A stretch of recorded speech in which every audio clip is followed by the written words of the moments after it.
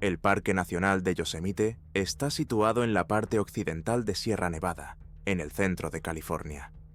Limita con los bosques nacionales de Sierra Nevada y Stanislaus. Este vasto espacio natural atrae a más de 4 millones de visitantes al año.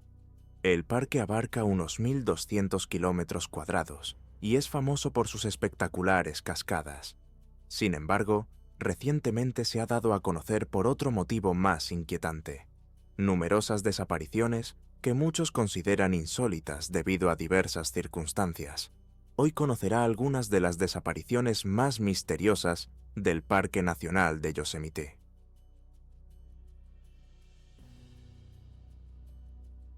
Una de las desapariciones más sorprendentes es la historia de Matthew Green.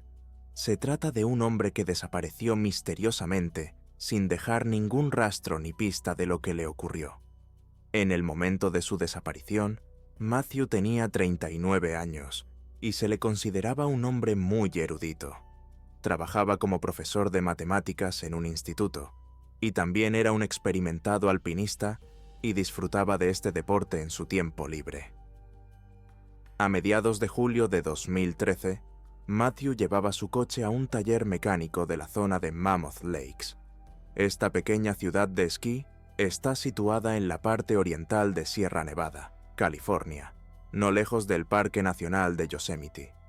Estaba allí con sus amigos, con los que participaba activamente en la escalada. Cuando planeaban regresar a Colorado para continuar con sus actividades de escalada, la junta de culata de su coche reventó. Sus amigos se marcharon, pero Matthew quedó con ellos en la cresta de una montaña de Colorado. Sin embargo, desde entonces no se sabe nada de él. El último contacto conocido de Matthew fue una llamada telefónica al taller de reparación de coches Norco Goodyear sobre las 6:30 de la tarde del 16 de julio. También envió varios mensajes de texto a un amigo sobre las 8 del mismo día, en los que afirmaba: «Puede que tenga que pasar el resto de mi vida aquí, en Mammoth». Se supone que Matthew había planeado ir de acampada y que debía recoger su coche al día siguiente y dirigirse a casa de sus amigos. Cuando Matthew no apareció para reunirse con sus amigos como estaba previsto, resultó que su coche llevaba más de una semana esperando reparaciones y no había vuelto al camping. Su equipo seguía allí y estaba pagando el aparcamiento todos los días, esperando que su coche estuviera listo el día 18 y continuara su viaje. Los amigos de Matthew llamaron a la policía de Mammoth Lakes. El teléfono móvil de Matthew estaba apagado y no se podía localizar. Puede que estuviera dañado o simplemente situado en algún lugar donde no captara señal. La última señal se rastreó desde una torre de telefonía móvil en la cima de Mammoth Mountain, apuntando al norte, hacia la zona principal de esquí. Más tarde se descubrió que su campamento había permanecido intacto. Esto indicaba que probablemente no había sido atacado por otras personas o por la fauna salvaje. Las autoridades se pusieron en contacto con su banco y su compañía telefónica. Resultó que sus tarjetas de crédito no se habían utilizado y que no había estado en contacto con nadie. Sin embargo, se encontró una pista en el camping, unas páginas arrancadas de un libro de montañismo que posiblemente señalaban las torres y la cordillera de Ritter. Se trata de una escarpada zona montañosa en el Ansel Adams Wilderness. A día de hoy, nadie está seguro de que Matthew llegara hasta allí, porque nunca se encontró su cuerpo. Nunca dijo a nadie a dónde iba ni con qué propósito. Como ya se ha dicho, se supone que pretendía descansar en un campamento y esperar a que repararan su coche. Sin embargo, es obvio que esto no es cierto. Las autoridades no tenían información concreta sobre dónde iniciar la búsqueda. Por lo tanto, la búsqueda oficial ni siquiera comenzó. En su lugar, enviaron equipos de búsqueda a actividades de formación en Ritter Ridge y realizaron su propio entrenamiento para mejorar sus habilidades. Otro objetivo era encontrar alguna prueba de la presencia de Matthew en la zona. Comprobaron los registros de visitas, pero no encontraron ninguna entrada con el nombre de Matthew. Tampoco había ninguna prueba física de su presencia. En 2016, según el Centro Nacional de Información Criminal del FBI, más de 500.000 de estadounidenses habían sido dados por desaparecidos. A finales de año, casi 85.000 de ellos seguían en paradero desconocido.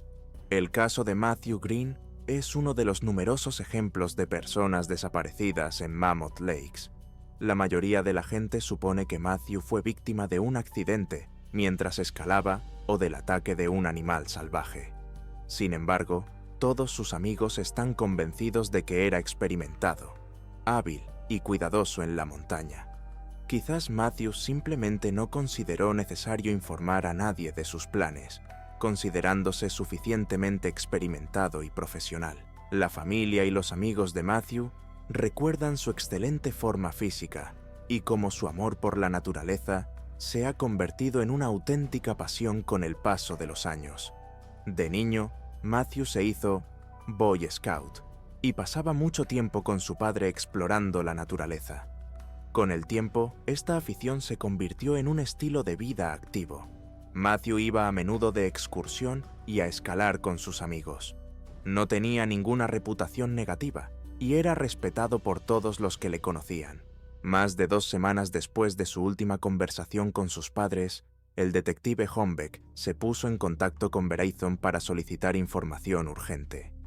Verizon dijo que el teléfono de Matthew llevaba mucho tiempo apagado y que era imposible determinar su ubicación actual. La última señal del teléfono de Verizon se registró el 16 de julio desde Mammoth Mountain, creando una zona de búsqueda en forma de cono con picos en Fresno y Dan Lake. La policía de Mammoth Lakes no encontró pruebas de delito y se descartó rápidamente la posibilidad de un acto deliberado. Como ya se ha mencionado, Matthew no compartió sus planes con nadie, ni siquiera con su círculo más íntimo. La ausencia de cualquier información hizo imposible lanzar operaciones de búsqueda, ya que ni siquiera había un punto de partida para iniciar la búsqueda. La policía informó de que había tantas rutas a pie dentro de la zona de búsqueda identificada por Verizon que una búsqueda era sencillamente imposible. La familia de Matthew se puso en contacto con una empresa de recorridos aéreos para que sobrevolara periódicamente la zona en la que teóricamente podría haber desaparecido Matthew, pero no se encontró ningún rastro. Probablemente nunca se sabrá del todo qué le ocurrió a Matthew, y a pesar de que han pasado muchos años desde entonces, nunca se ha encontrado rastro alguno de él. Sin embargo, hay una importante lección que aprender de esta historia. Asegúrese de que al menos una persona de su confianza conoce sus planes de viaje, su ubicación y su itinerario.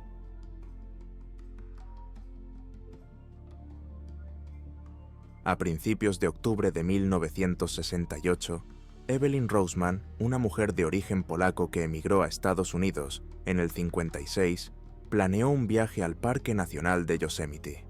Al parecer, Evelyn quería alejarse por un tiempo y sumergirse en el senderismo por la hermosa naturaleza salvaje. El 16 de octubre, alquiló un coche en San Francisco y condujo hasta el portal, donde pasó la noche en un motel. Después condujo hasta Yosemite Village y pasó allí otra noche. Al día siguiente, salió a las 10 de la mañana, condujo hasta Happy Island y subió a pie hasta la cima de las Cataratas Nevada. Fue en algún momento de esta caminata cuando todo adquirió un tono sombrío. El 19 de octubre, 3 excursionistas se toparon con su cadáver. La desaparición se publicó por primera vez en el Marysville Appeal Democrat del 22 de octubre de 1968. La mujer, que supuestamente se cayó de la cima de las Cataratas Nevada, fue identificada como Evelyn Roseman, de 24 años. Las autoridades del parque informaron de que su cuerpo fue encontrado por un turista el sábado. Según las autoridades, la muerte de la joven se produjo hace aproximadamente una semana. Un portavoz del parque sugirió que la señora Roseman probablemente había subido a la cima de la cascada y se había caído. La policía local acudió inicialmente al lugar de los hechos, pero el FBI no tardó en llegar y tomar el control de la investigación. El agente del FBI, John Williams, hizo varias declaraciones. La señora Roseman fue trasladada al hospital del condado para ser evaluada por una posible enfermedad mental. Dijo que era razonable suponer que Evelyn podría haber tenido algunos problemas en ese momento.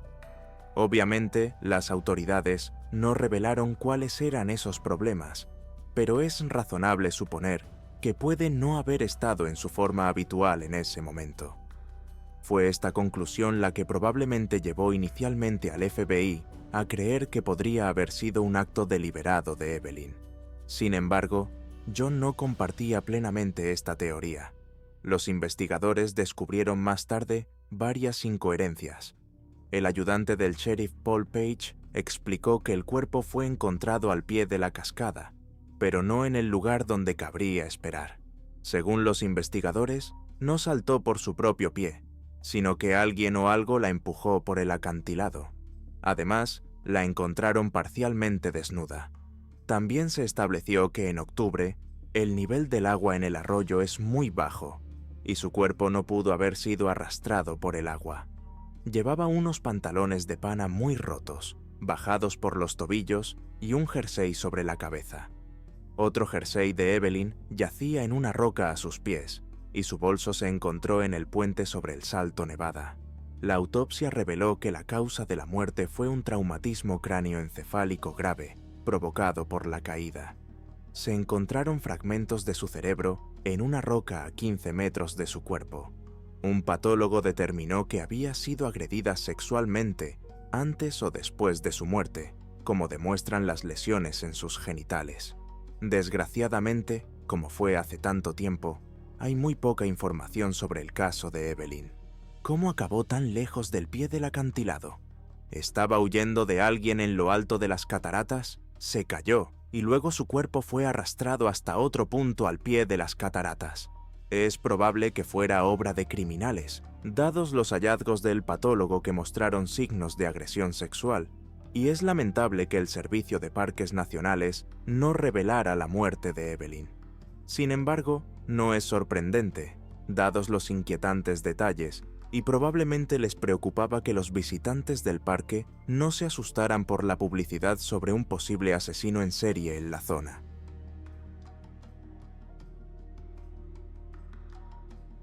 Ruth Ann Rupert tenía 49 años cuando desapareció del Parque Nacional de Yosemite. El 14 de agosto de 2000, el Sandusky Register la describió como una montañera veterana. Esto sugiere que tenía una amplia experiencia en actividades al aire libre, y está claro que este no era su primer viaje a un parque natural. Rupert había hecho 2 viajes anteriores a Yosemite en los 2 últimos años, y había escalado la mitad del pico más de una vez. Rupert, ávida excursionista y escaladora, conquistó el pico argentino el 31 de diciembre de 2000 para celebrar el inicio del nuevo milenio, y alcanzó la cima del monte Kilimanjaro, en Tanzania, a pesar de sufrir congelaciones. Su hermana contó que en agosto acudió a Yosemite para emprender una agotadora caminata de 50 kilómetros por la naturaleza salvaje que debía durar 7 días. Pero la mañana de la excursión contrajo una infección ocular que requirió atención médica. Un viaje a una clínica del Valle de Yosemite la retrasó con respecto al resto del grupo. En lugar de tratar de ponerse al día, probablemente decidió hacer algo por su cuenta. La hermana Ruth Ann dijo que, mientras estaba en Yosemite, reservó una cabaña para 2 días. Como en el primer caso con Matthew, Ruth Ann probablemente cometió el mismo error. No le contó a nadie sus planes, a dónde iba y qué iba a hacer. Al final, se fue por su cuenta. Al igual que en el caso de Matthew, el hecho de que no revelara sus planes dificultó la búsqueda y el rescate desde el principio, ya que los equipos de rescate no tenían un lugar exacto en el que buscar. Sin embargo, en algún momento de la búsqueda, Mark Stevens, portavoz del parque, recibió un mensaje de un turista que afirmaba haberse encontrado con Ruth Ann poco antes de que desapareciera. El excursionista entabló conversación con Ruth Ann y ella se interesó por Indian Canyon y el sendero Snow Creek, cerca de la cúpula norte. Según Mark, esto llevó a reorientar los esfuerzos de búsqueda hacia esa zona. Sin embargo, allí no se encontró rastro alguno de su presencia. En 2008, unos turistas encontraron una mochila que pertenecía a Ruth Ann. Se encontraba en la zona de drenaje del parque, cerca del arroyo Camini. Más tarde, los buscadores bajaron por el acantilado y también encontraron un zapato masticado. No se encontró nada más. A pesar de que la desaparición de Ruth Ann se produjo hace 24 años, nunca ha sido encontrada, ni tampoco sus pertenencias, salvo la mochila y el zapato.